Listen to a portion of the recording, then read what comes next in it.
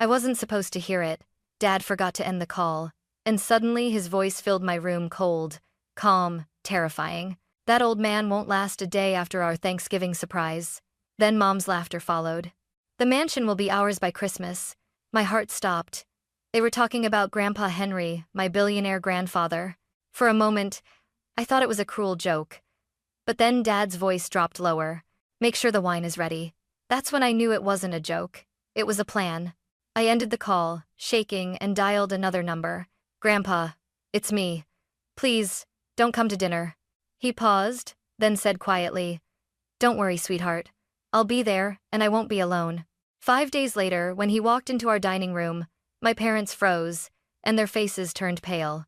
From the outside, we looked perfect. The Carter family, elegant, wealthy, unshakable.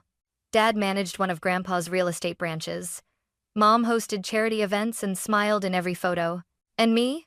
I was the quiet one, the daughter who believed we were lucky. After Grandma died last year, Grandpa Henry became quieter, more withdrawn. Dad said, He's old, Emily. He needs us.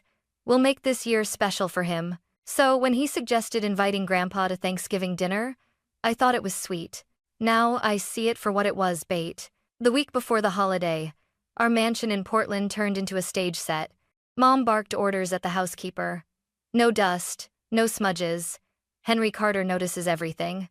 Dad obsessed over the menu and wine. He loves his Cabernet. Make sure it's aged perfectly. Everything had to look flawless, the illusion of love hiding the rot beneath. I watched them rehearse kindness. Mom practiced her gentle laugh in the mirror. Dad rehearsed his charming lines. Henry, you've lost weight. You look 20 years younger. It was sickening. One night, as they discussed seating arrangements, I asked carefully, Dad, why are you so nervous? He's just family. He smiled too quickly. Because family deserves our best. But when I walked past his office later, I caught a glimpse of his computer screen, a document titled, Property Title Transfer, Draft. My chest tightened. I tried to convince myself it was nothing. Maybe legal work, maybe old files. But every time I heard them whisper, every time Mom mentioned new beginnings, I felt the floor under me cracking. By Tuesday night, Mom said, when Grandpa arrives, you'll pour the first glass of wine for him. You're his favorite, he'll never suspect a thing.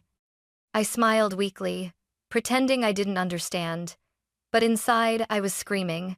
When I lay in bed that night, staring at the ceiling, I realized I couldn't keep pretending anymore. I'd already called Grandpa once, warned him. But now, I needed to trust that he meant what he said, that he'd be ready. And yet, a part of me still hoped I'd be wrong. That maybe, just maybe, my parents weren't as monstrous as I feared. I stared at my phone for almost an hour before I found the courage to call him. My hands were trembling so badly I almost dropped it. When Grandpa Henry answered, his voice was calm, too calm. Emily, sweetheart, it's late. What's wrong? Grandpa. My throat tightened. Please don't come to Thanksgiving dinner. There was silence. Long, heavy. Why not? I took a shaky breath and whispered the words that had haunted me for days. Dad and Mom, they're planning something. Something terrible. I overheard them. He didn't interrupt. He didn't even sound surprised. Tell me exactly what you heard. So I did. Every word. That old man won't last a day after our Thanksgiving surprise. The mansion will be ours. When I finished, my heart was pounding so hard I thought I'd faint. Another pause. Then, softly, You did the right thing, Emily. I'm proud of you. You believe me? I whispered. Of course. I've seen the way they look at me lately. Greed has a way of showing itself. That broke me. Tears streamed down my face, part fear, part relief. Please, Grandpa, go somewhere safe. Don't come here. No, he said firmly. If I run, they win. I'll come, but not alone. Not alone? Don't worry about it.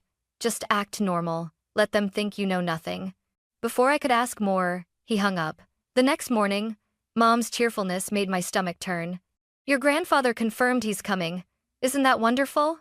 Her smile was sugar-coated poison. Dad kissed her cheek, murmuring, Good. Everything's going according to plan. They didn't notice me standing in the doorway, frozen. That night, I lay awake, listening to the rain against my window. Every thunderclap sounded like a countdown. I replayed Grandpa's last words over and over. I'll come, but not alone. Who would he bring? A friend? His lawyer? Security? And most importantly, would it be enough?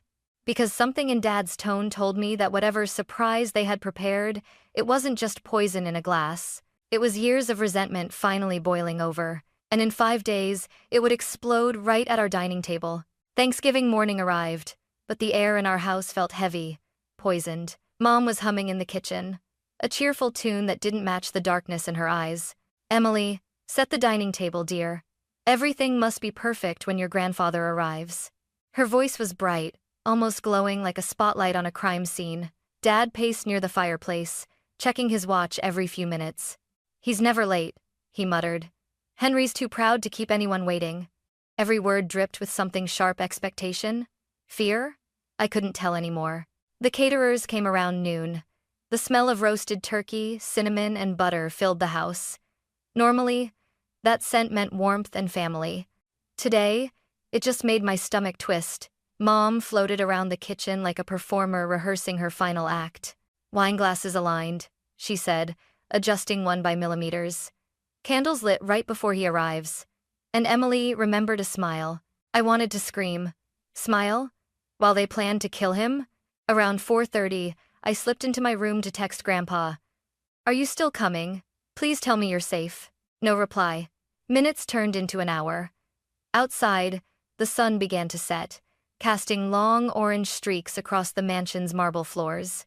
Dad stood by the window, staring at the driveway. He's late, he said, jaw tightening.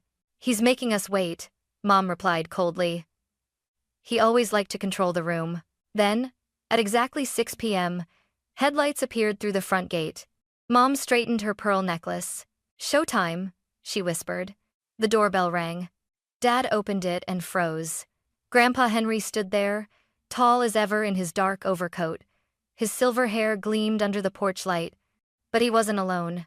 2 people stepped in behind him, a woman in a navy suit and a man with an earpiece.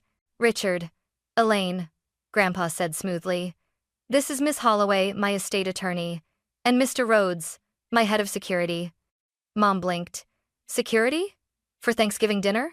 Oh, just a precaution, Grandpa replied with a smile that didn't reach his eyes. After all, can't be too careful with family these days. The words sliced through the room. Dad forced a laugh. You're joking, right?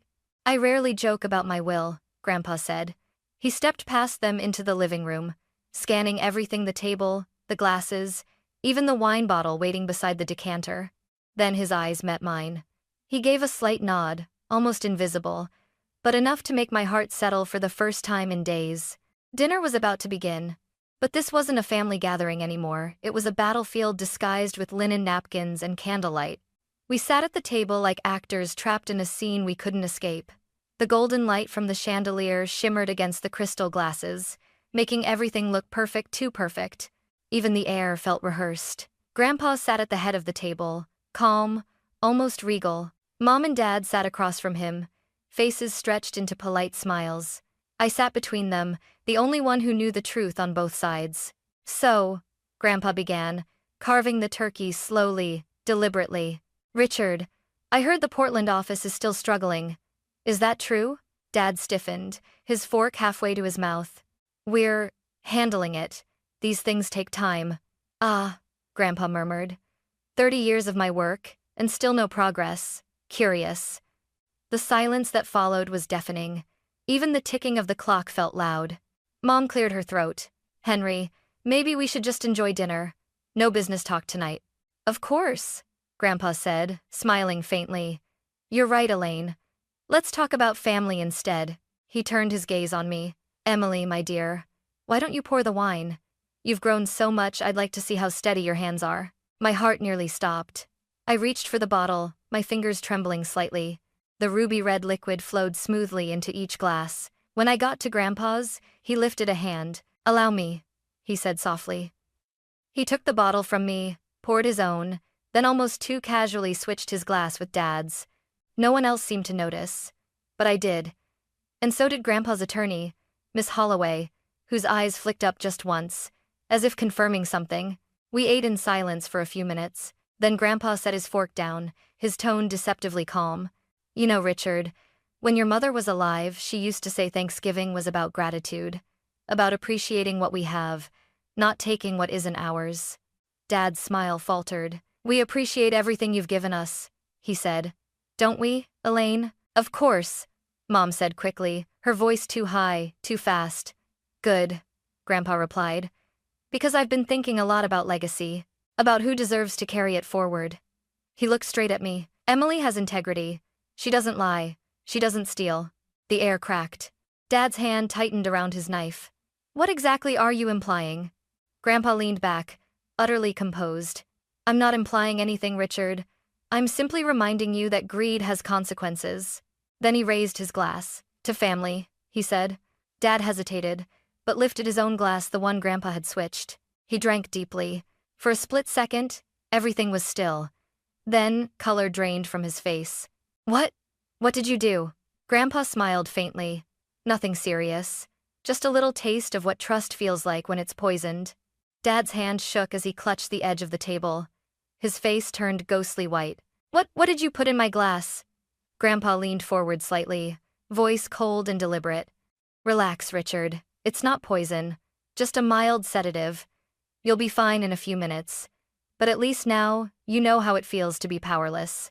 Mom shot to her feet. Henry, how dare you? This is insane. Is it? Grandpa's gaze cut through her. Or is it justice? Her voice trembled. You can't prove anything. You can't. Actually, he interrupted smoothly, nodding toward the end of the table. I can. Mr. Rhodes, the man in the black suit, tapped his tablet.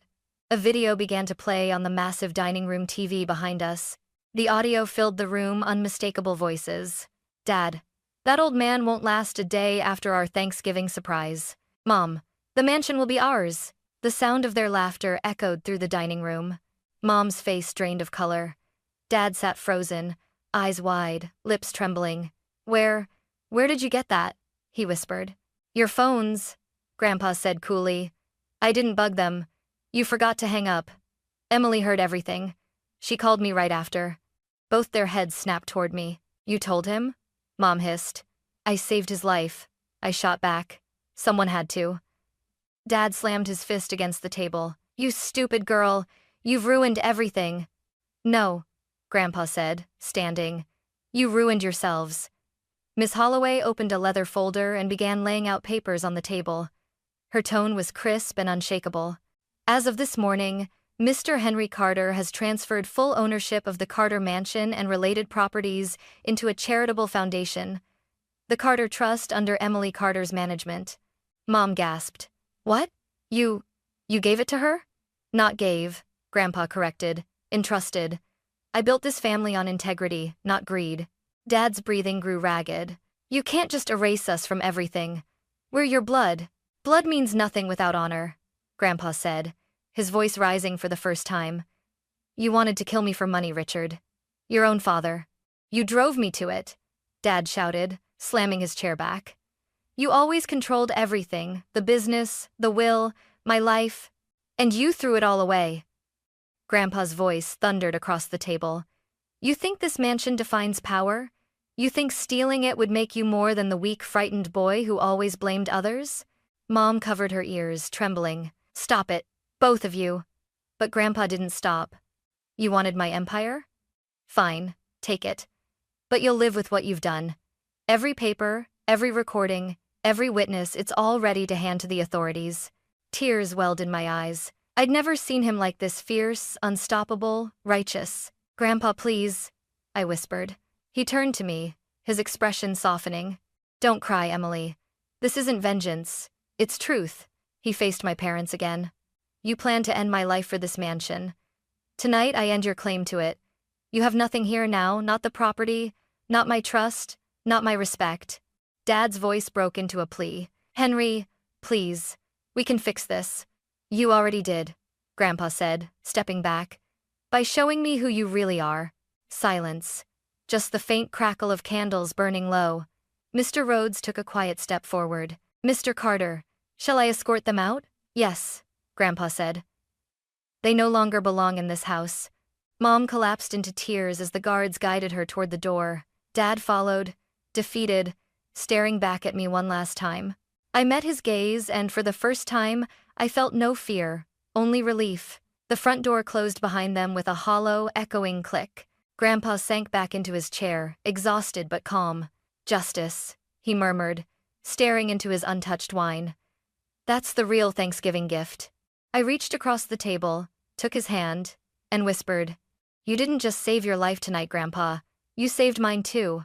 The dining room was silent after the door slammed shut. Only the faint clink of the chandelier swaying above us broke the stillness. My parents, my own flesh and blood, had just been escorted out of the mansion like criminals. For a long time, no one spoke. Grandpa sat still, his fingers lightly touching the tablecloth where their glasses had been. Finally, he exhaled. "I never thought I'd have to do that," he said quietly. "Not to my own son." I swallowed hard, my voice trembling. "You did what you had to do." "No," he said, shaking his head slowly. "I did what he made me do." We heard muffled shouting outside. I moved toward the window. In the driveway, Dad and Mom were arguing, faces twisted with rage and shame. Their voices echoed off the stone walls. "You promised it would work," Mom screamed. "You're the one who wanted this," Dad snapped back. "It was your idea to poison him. You agreed. Don't you dare pin this on me." They were tearing each other apart, the perfect couple unraveling under the weight of their own greed. I pressed my hand to my mouth, my heart breaking and burning at the same time. "They're destroying themselves," I whispered. Grandpa joined me at the window, his reflection beside mine in the glass. "Evil never stays united, Emily," he said softly. "It always turns on itself." A flash of red and blue lights pierced the darkness. 2 police cars pulled up by the gate. "I called them earlier," Grandpa said calmly. "Before dinner, just in case." Within minutes, the officers were at the door. One of them, tall, steady, stepped inside. "Mr. Carter, we received your report. Are these the individuals you mentioned?" Grandpa nodded toward the driveway. "Yes, that's my son and his wife. They tried to harm me. You'll find evidence inside." The officers left to speak with them.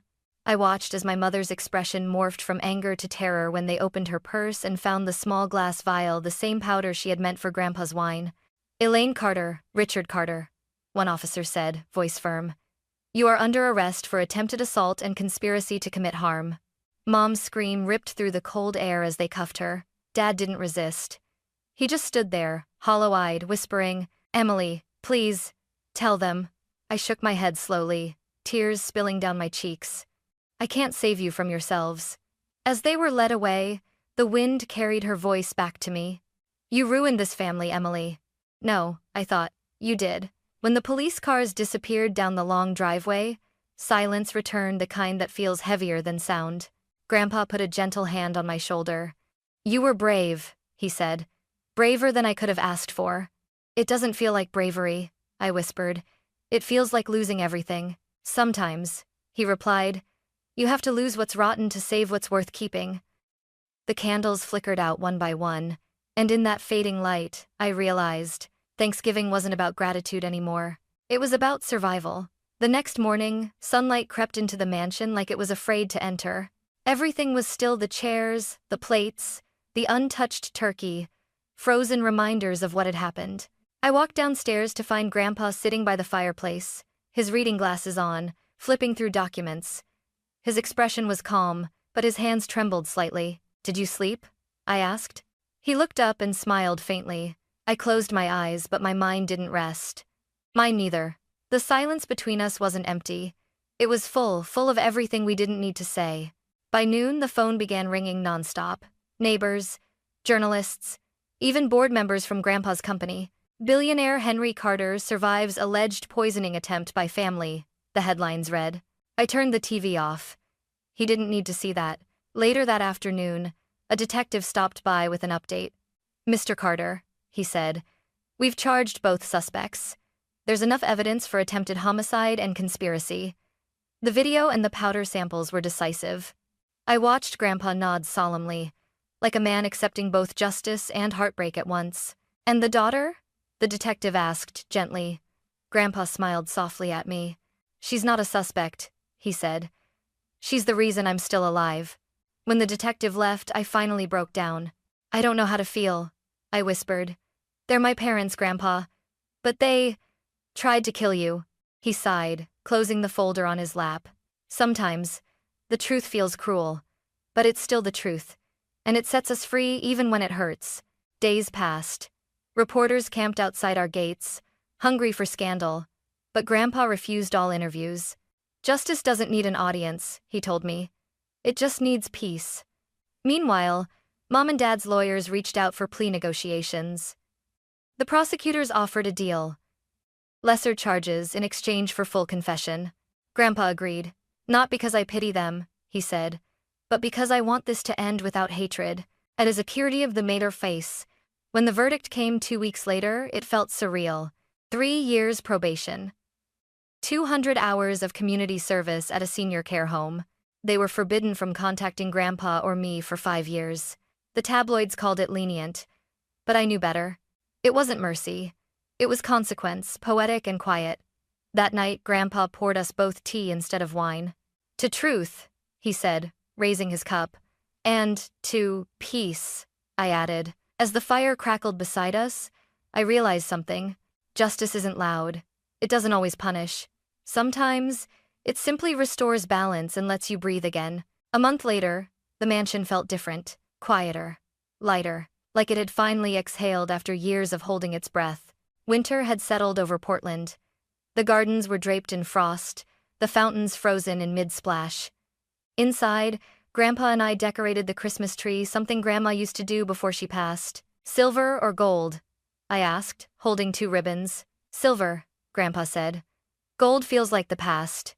He smiled faintly as he placed the last ornament, a small photo of Grandma in her wedding dress. We stood back and admired the lights twinkling across the branches. For once, the silence between us wasn't painful. It was peace. After a while, Grandpa handed me a small velvet box. What's this? I asked. Open it. Inside was a single, old-fashioned key attached to a brass tag that read, "The Carter Foundation." It's yours now, he said quietly. The trust we created, the one that owns this mansion and funds scholarships. I want you to run it. Me? I gasped. But I'm not ready. You are, he said, eyes soft but firm. You saw evil and chose good. You stood for truth when it cost you everything. That's what leadership means. Tears blurred my vision. I threw my arms around him, and for a moment, I felt like a child again, safe, loved, whole. Outside, snow began to fall, covering the world in white. For the first time in months, I didn't feel haunted by what had happened. I felt grateful not for what I lost, but for what survived. Family isn't just blood. It's who stands beside you when the world falls apart. And that night, as the fire burned low and Grandpa dozed in his chair, I whispered a silent promise. I would honor his legacy not with wealth, but with truth. And when the world looked at the Carter name again, they wouldn't see betrayal. They'd see redemption.